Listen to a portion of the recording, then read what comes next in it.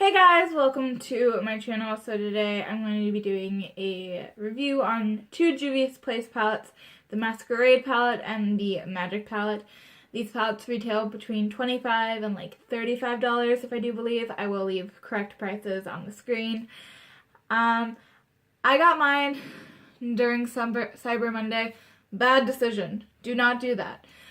Because of that, I'm not really going to talk about shipping too much because I don't want to construe it.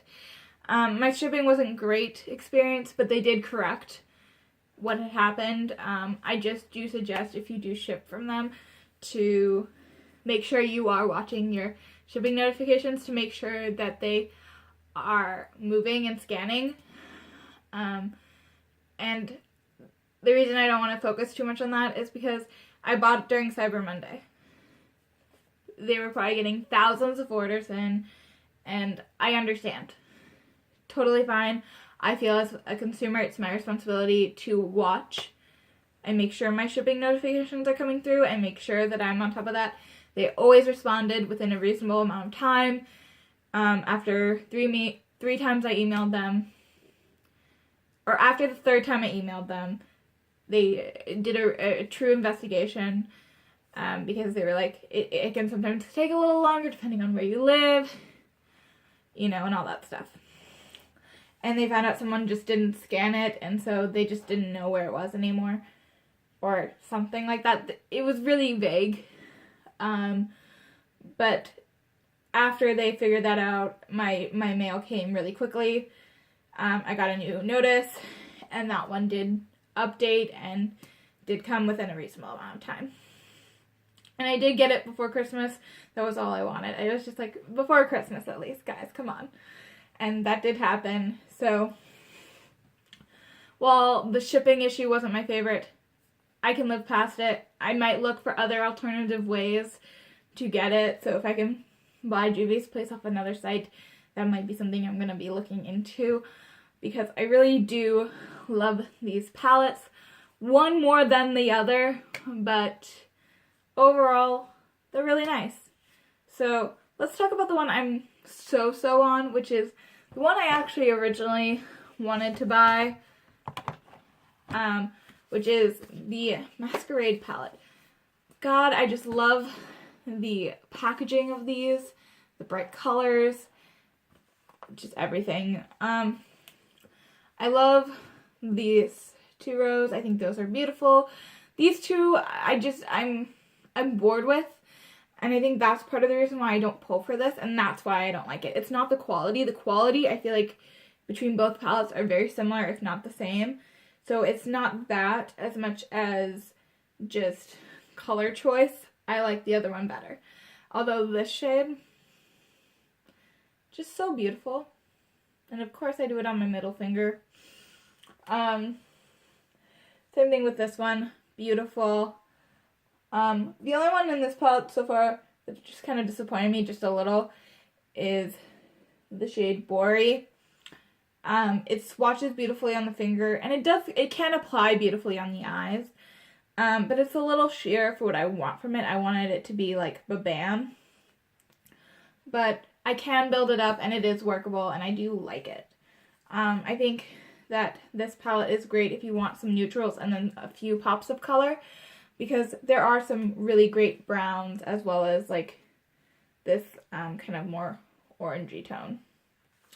So I do like this. It's just not my favorite, especially compared to the other palette, which I will now talk about. So the Magic palette was kind of a risk for me. I didn't know if I was going to like it as much, although I loved the packaging. Again, so great what they do with it. But I've been wearing this literally every day this month. It's beautiful. I went kind of more, not neutral, but like subtle today. Like I didn't pull out some of the crazier colors. But this palette makes me want to play. Wants to do weird colored combinations, and I gotten so many compliments when I wear this palette from other makeup lovers that I feel like that tells you something. What I'm wearing today is Kezi, which is my favorite shade in the palette. It's the boringest beige you will ever see, finger swatched. But when you like have a color that you put too far or like just needs some help blending, this shade does wonders. I love it. It's beautiful. And then I have Zuba, I think is how you say it, on my eyelid, which is beautiful. It's like a salmony pink. And then, oh, I have Kogi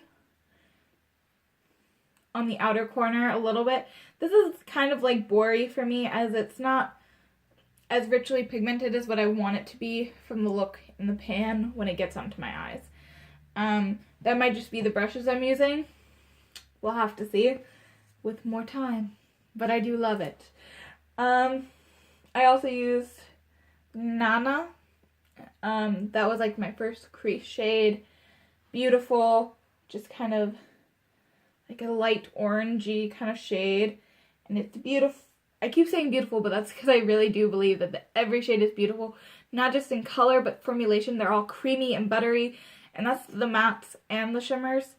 So really, really, really enjoy this palette. This shade, which is Fazo. I shouldn't try and say names. Is in my inner corner, and it is just the most pretty blue purple icy shade ever. And that's really it for what's on my eyes. Some standouts are Nubia, which is like, I just think it kind of looks like the Fenty Trophy Wife highlighter. Like the tone of it looks really close. I mean, I don't own that, but just from like swatches I've seen, they look really close. Oh, this is also on my eye. This is in my crease. That's the purple.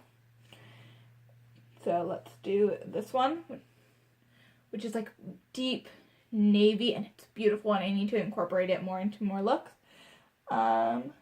This like light green. And then this shade. I mean, this one looks like a black, but it's like a green. It's so beautiful. I think it's so worth the money. And yeah, it's beautiful. I think if you can overlook this shipping and just being proactive about it, I think it's totally worth the money. I will try and remember to do swatches of all these. And yeah, I hope you have a great day. And if you've tried this brand or these products, let us know your experiences in the comments down below. Thank you so much for watching. Have a great day. Bye.